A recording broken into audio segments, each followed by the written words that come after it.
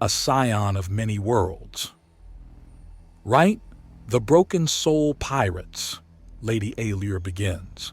Jasper had asked her to explain everything when he had not only the entire team assembled, but the representative and her escort present as well.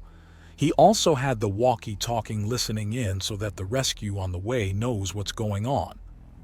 They've been destroyed and remade many times. There's a shadow that always picks them back up, gathering the desperate and lonely, and in no time at all they become cruel and monstrous. This sounds personal, Jasper remarks quietly. I was with them for a mere 2 weeks. Nothing in my life has ever compared. That shadow creeping into me. The shadow is just an old sailor's tale. Nothing more and nothing less, Patrice says, and Jasper glances at her. I'd like to hear these old sailors' tales. There's nothing to hear. The stories contradict themselves.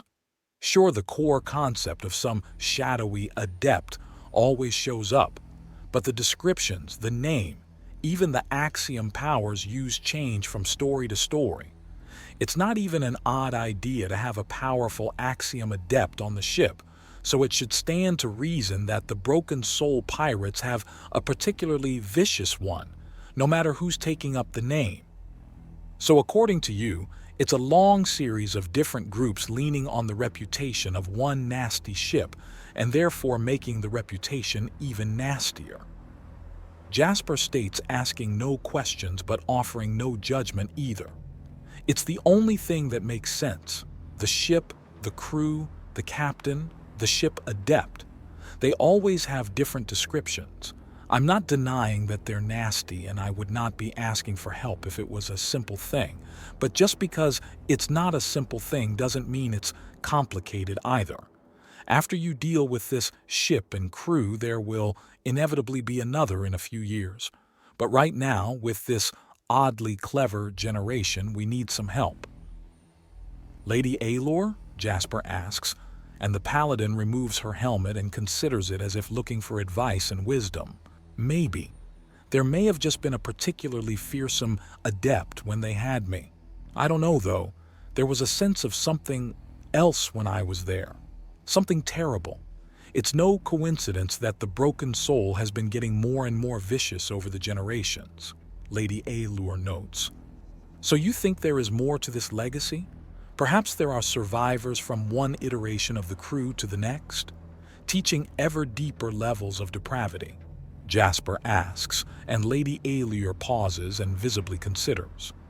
That would explain a great deal, she says, and Jasper nods. Right. Well, I have a bit of a plan, Jasper says as he reaches into an expanded pouch. He had intended to pass these out to numerous heads of states anyways, and this is just a really good excuse to get that started. The breakaway empire calls these librariums. I call them communicators. Both names work. They contain a great deal of knowledge and are ready to receive more. They also allow you to speak with other people over vast distances instantly. The crystal spheres that allow similar techniques are much more finicky. With these, we can have the cities, ports, and towns speaking to each other so we can respond quickly when and if the Broken Soul attacks, before we can track it down. They allow communication, but I thought, Patrice asks as she takes one of the communicators in seeming wonder. I've seen these before. This one is missing the more arcane and unknown markings along the side. This one is newly made. The older ones are covered in manufacturer's marks. These only have the signature of the Star Seekers and the initials of the sister who made them, Jasper says, turning his own around and showing where he carved his. He had downloaded all the apps and information of the one he found in Miru so into this one. It's a great deal chunkier and more robust. Giant earthani claws aren't exactly delicate, and he needs something with a bit of heft to it. Also, he likes the idea that his phone can do double duty as a brick in a riot. It's also larger, Patrice notices. I have big claws, he remarks. Still, with these I can speak to anyone else on Lacron who has one. We use these and wherever the broken soul reveals itself next and we jump on it. Provided you don't track it down first, Patrice says. Yes, wherever they're calling home will need to be raided, not only to retrieve stolen goods, but to smash up any possible plans to rebuild and free anyone that they've taken captive. Can we set it on fire? Aqua asks, and the grin Jasper gives in response has the Arumenta whooping. I'm more worried about possible slaves. Think they're trading with the Grand Empire? Ariel asks, and Jasper considers. It is a possibility. Perhaps, one way or another the Grand Empire has to be dealt with.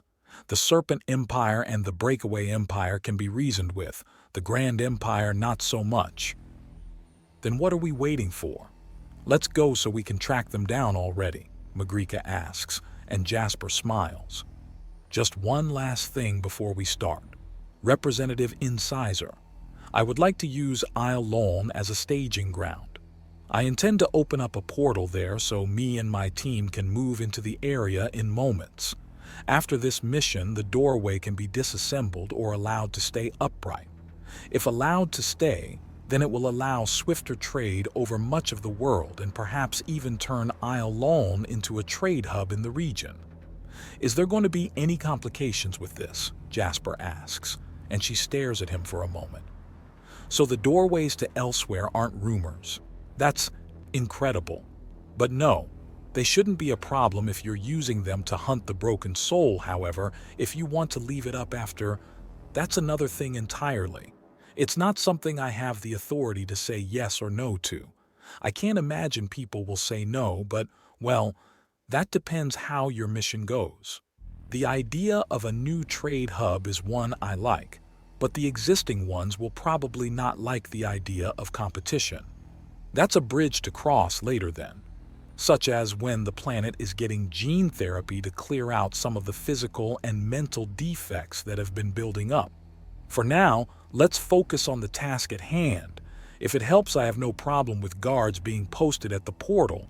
Until the broken soul is dealt with, there won't be any traffic through it beyond people helping with that issue. That'll be perfect then. How soon can you set it up? Depending on the turbulence. Before noon. Jasper replies, and Patrice takes a step back to the window and examines the sun in the sky. It's nearly noon already, she replies. I know. If you'll excuse me, I need to actually start if I'm going to hold up to my boasting, Jasper says in a light tone. Be ready, ladies. The gate should be up in no time at all. Just make sure you're not spending more time making the gate somewhere pretty than actually getting there. Lena mocks him. Would I do that? Jasper asks with a smile that completely fails to look innocent. I don't know, big man. You've been getting kind of vain. Big shiny breastplate and swords? Taking crowns? She asks, and Jasper snorts. Well, pardon me for being awesome. Anyways, as I said, I'll see you all at noon at the latest, and I hope you take that time to scheme and plan. Yeah. Go on, big guy. We can hold the fort, Ariel notes. You've gotten cheeky as all hell since the training. Well, more since the download of Horus's training, but that's semantics. A lot of people tended to find that they had a lot of sass when they can kick ass. Putting you on notice during spars really helps with that, Jane pipes up. And the fact you need to go 6-on-1 to pull that off means gang violence isn't just effective, it's a way of life. Oh my God, Jasper says as he leaves the chamber to the laughter of the girls. Representative Incisor and her guard are just confused, but it's a good confusion. Sergeant Blue, things are going well on our end. You have our leave to deal with these criminals as you see fit. However, we ask that you keep your communicator on from here on out. We're going to use it as a homing signal to you specifically. The sooner we can debrief you, the better. Not to mention there's probably a stack of forms growing by the inches, Jasper remarks. We've pared it down to a half-inch stack and it only needs 10 signatures in various places. You're fine, the comms officer assures him. There is something else though. What? Jasper asks as he walks out of the building. He had been having multiple pillars set up for gateways. It was good practice and just a useful thing to have even when air cars and the like were going to be universally available.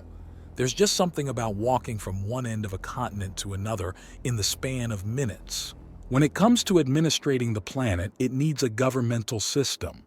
You've placed yourself into an enormous position of power and placed yourself into a negotiating position with others. Even after rescue, your first official post is going to be on Lacran. You're not leaving that planet, not for a while. I know. I've known for a while.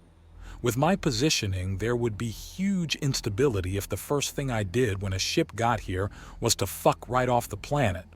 The problem is convincing the Serpent Empress of that, Jasper replies.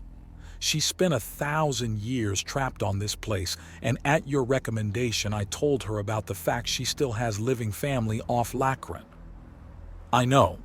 We're working on that. But we're thinking of ways to persuade her to stay on the planet. There's also the fact that Dr. Morgana Skitterway is blatantly and clearly on the move. She won't be much longer than us in reaching that planet. God knows what she'll try. Mother is... She's not a half-measures kind of person, ever, at all. If something is to be done, it is to be fully done. If she wants me off Lacran, it's going to take crippling all ships capable of leaving Lacran to stop it, Jasper notes as he pauses. Hopefully not. Especially, well, there may be further ways to lock you down for a while. You've made yourself at least important, if not outright critical to the planet. If you're not there, then a lot of diplomacy stands a good chance of breaking down. You've tried to give us all the credit, but you were the one doing the work and people noticed, the officer says. Have they? Jasper asks. We're in range of the communicators. There's a lot of interference and static, but we can understand what they're saying easily enough. It's going to be a fascinating read in this planet's history when the fact that their communications were spied on by the government before it was even properly set up. Jasper notes, not sure if he should be impressed, upset, or approving. That's putting it mildly. Anyways, you're being mentioned a lot. If we didn't know you were real, you'd think we were listening in on the fan forums of the latest craze. You're popular. And it's only the fact that communications are so limited that it hasn't spilled over like mad. I was afraid of that, Jasper notes. You're a living legend soldier, our best bet for keeping that world stable and sane. Although, that does raise a possibility with your mother. Oh? She is a doctor, both in the professional sense and medicinal sense. That was not the right word, but I understood you regardless. Right, well. Someone that well-trained, that informed, that skilled. They could pull an entire planet out of a tailspin. She's also in a highly vulnerable, emotional state, and I don't give a damn if it's for a greater good. I am not manipulating my mother, Jasper protests, and there's a scuffle from the other end. Hey, Mon, how you doing? Horace asks, and Jasper grins despite himself. Better now that I'm not talking to someone that wants me to screw over my mom. Don't worry about him, Bruta. Horace coughs into his fist. Sorry, talking too fast. Anyways, do not worry about him. He's overworked and should have gone off shift an hour ago. Emotional blackmail of a well-known academic party is a last resort sort of thing. We're going to start by requesting her help, and if we don't get it for the asking, we start talking pay, and we're going to try to go it alone if we can't get her on board. Good. Now if you'll excuse me. I have heavy lifting and fast flying to do, Jasper says before grinning. By the way, I'll need a quick scan when you guys get here. I need to see if my internals can stomach some proper drinks. If you can man, we'll make our own mega mix together for family bonding. I've been curious about the fruit on that world. Looking forward to it.